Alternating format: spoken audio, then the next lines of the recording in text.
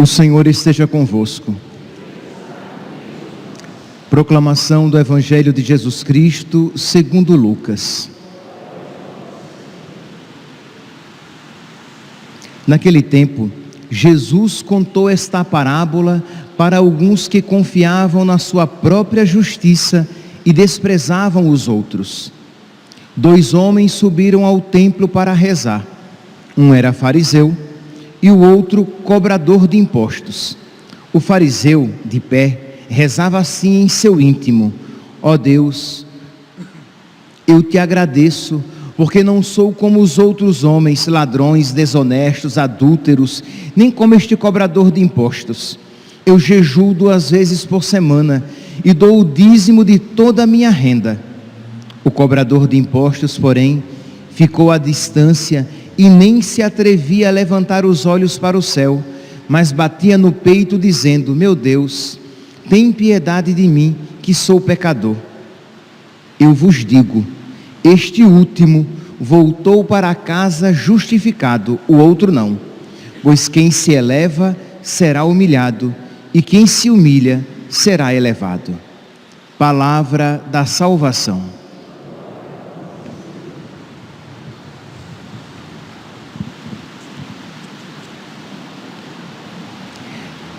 Caríssimos irmãos e irmãs,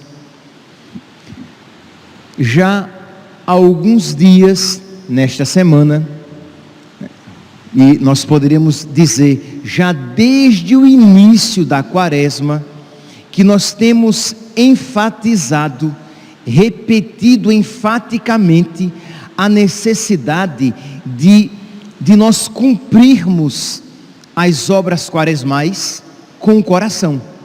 Durante o tempo da Quaresma, nós fazemos mais intensamente aquilo a que somos chamados a fazer durante todo o nosso tempo. Isto é, sempre somos chamados à oração, à penitência e à caridade. Mas durante o tempo da Quaresma, somos chamados a viver isso mais intensamente. Mas nós temos percebido durante o tempo da Quaresma os textos nos alertando que o nosso coração deve corresponder às nossas obras exteriores. Isto é, que o nosso exterior deve estar em concordância com o nosso interior, ou melhor dizendo, que o nosso interior deve estar em concordância, em sintonia com o nosso exterior. Se estamos fazendo oração, penitência e caridade, o nosso coração, o nosso interior deve estar querendo de verdade se converter, amar a Deus, se aproximar de Deus. Senão, as nossas obras, os nossos sacrifícios quaresmais, não só não são aceitos por Deus, como são desagradáveis a Deus. E é isso o que a liturgia de hoje nos apresenta. Diz aqui nosso Senhor, no livro do profeta Oséias, no capítulo 6, eu quero amor e não sacrifícios.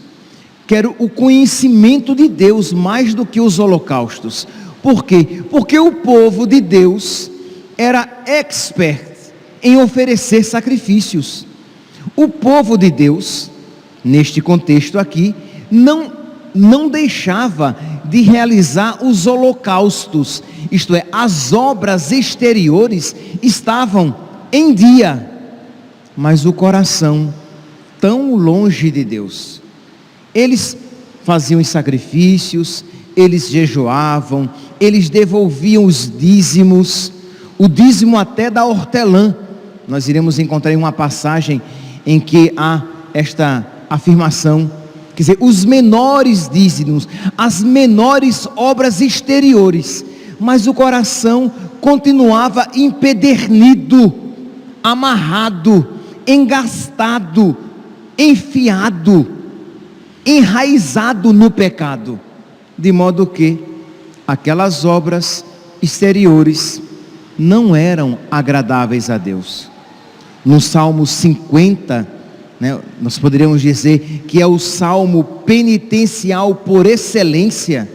Nós iremos ouvir aqui: pois não são de vosso agrado os sacrifícios, e se oferta um holocausto, o rejeitais. Por que que esses sacrifícios não são agradáveis a Deus? Porque eles não procedem de um coração penitente, porque eles não procedem de um coração que quer se converter, mas é apenas algo, como nós gostamos como nós usamos a expressão para inglês ver, algo pro forma. Então, se é assim, não são de vosso agrado os sacrifícios, e se oferta um holocausto, o rejeitais. Meu sacrifício é minha alma penitente, não desprezeis um coração arrependido. Aí sim, agrada a Deus uma alma penitente e um coração arrependido. Então é nesse contexto que nós iremos refletir sobre o evangelho de hoje.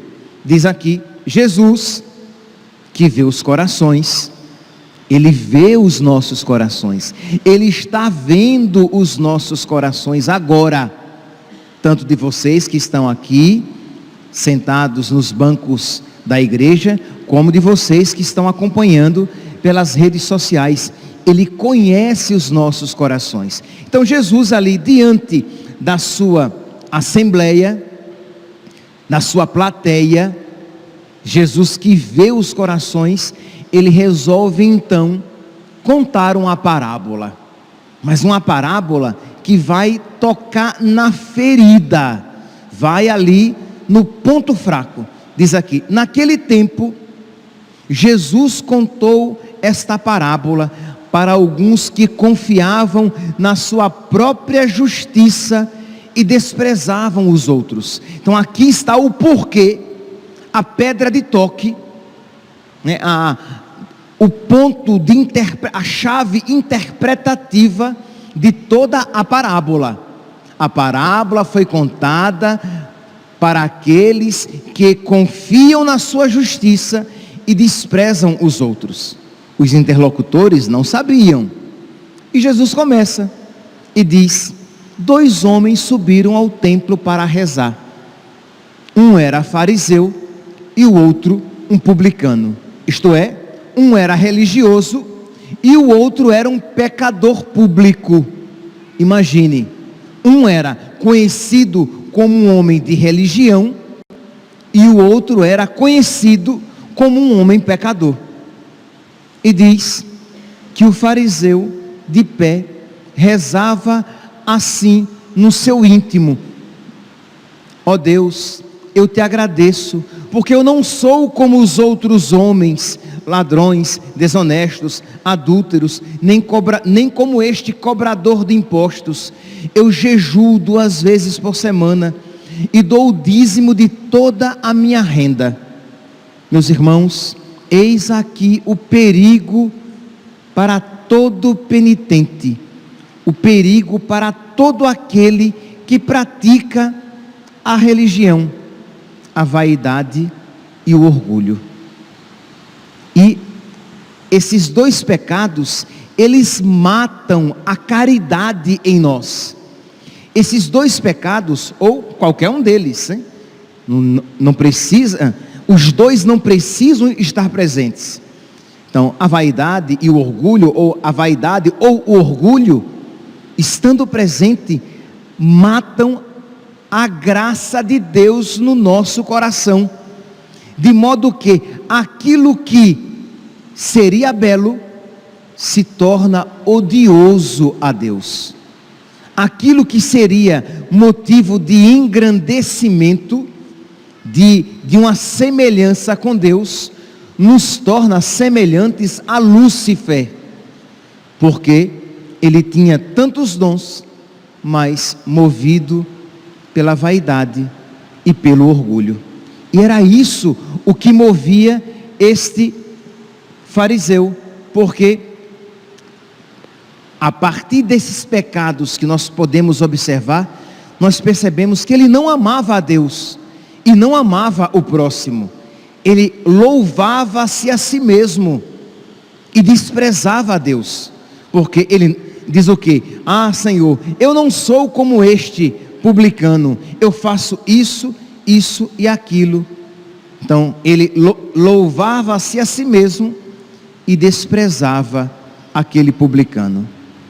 Aí você pode dizer, mas padre, tudo bem, é verdade que a vaidade e o orgulho mataram a caridade no coração do fariseu, mas a caridade estava viva também no coração do publicano? Não. A desordem moral do publicano também lhe matava a caridade, mas ele tinha a humildade. Ele podia recorrer à misericórdia de Deus, reconhecendo-se pecador. Ele tinha consciência dos seus pecados, ele se arrependeu dos seus pecados e ele suplicou a misericórdia de Deus, enquanto que o fariseu estava tão fechado no seu orgulho, tão ensimesmado nas suas pseudo-virtudes, nas suas falsas virtudes, que o impossibilitava a receber a graça de Deus. Por isso que a parábola vai terminar dizendo que o fariseu voltou para casa sem ser justificado, isto é, voltou nos seus pecados, e o publicano voltou para casa justificado, voltou purificado dos seus pecados. E aí, de uma maneira lapidar, termina a parábola de hoje. Por isso, versículo 14, eu vos digo que quem se eleva será humilhado, e quem se humilha será exaltado. Meus irmãos, Santa Teresa d'Ávila, ela vai dizer que a virtude é o alicerce de toda a vida espiritual. Nós podemos também dizer que a humildade é a virtude sem a qual nada é bom. Ah, eu tenho fé. Sem humildade não vale de nada, porque o diabo também crê que Deus existe, mas nele não há humildade. Ah, padre, mas eu jejuo, eu estou fazendo a quaresma inteira, fazendo apenas uma refeição durante toda a quaresma. Ora, aquilo que em si é bom, mas por falta de humildade, foi desgraçado. Padre, eu rezo, mas sem oração, sem humildade, esta oração é perdida. Padre, eu pratico caridade, mas sem humildade, aquilo que deveria ser caridade, torna-se apenas motivo de orgulho e envaidecimento. Então, repito, a humildade é a virtude sem a qual nada é bom, é o alicerce de toda a vida espiritual, e quanto maior for a vida espiritual, mais profundas devem ser as raízes da humildade. Então, suplicar a Deus a graça da humildade e aceitar quando Deus nos exercita nesta virtude, porque não adianta você pedir a Deus humildade e quando Deus começa a exercitar você na humildade com o seu marido inconveniente, e aí você se enraivece porque ele não reconhece o meu valor, ele não reconhece o quanto eu me dedico e o quanto eu procuro ser boa, ou vice-versa, com a sua esposa megera, insuportável. Megera é uma palavra forte, né? Uma megera insuportável, e você procura ser um bom marido, dedicado, e ela é o capeta vestido de mulher, e você procura se exercitar na humildade, aproveitando aquela ocasião para crescer no amor de Deus, na misericórdia, na paciência, que se você for humilde, você tem tudo para crescer nas outras virtudes, porque Deus concederá a você outras virtudes e até lhe concederá as graças suplicadas na oração. Porque como diz São Tiago, como diz Deus, por meio de São Tiago, capítulo 4, versículo 6, Deus resiste aos soberbos, mas dá sua graça aos humildes. Então, se você for humilde, você mais facilmente terá suas orações atendidas. Então, você vai suplicar a Deus pela conversão da capeta da sua mulher, e Deus vai ouvir as suas preces. Mas se você é orgulhoso, eu acho interessante que quando eu falo que os maridos são ruins, não tem muita manifestação na assembleia. Mas quando eu falo que a mulher é a capeta, aí todo mundo fica meio ouriçado. Vocês se acham boazinhas, né? Eu sei. Ou melhor, os seus maridos sabem. Pois bem, então quer dizer, mas se você é humilde, você alcançará de Deus graças sobre graças, porque Deus sabe que as graças concedidas ao humilde o farão crescer ainda mais na humildade, porque Ele sabe que não merece aquelas graças, porque Ele sabe que Ele é um pecador miserável, que ela é uma pecadora miserável, e que Deus é bom, e que não nos trata segundo os nossos méritos.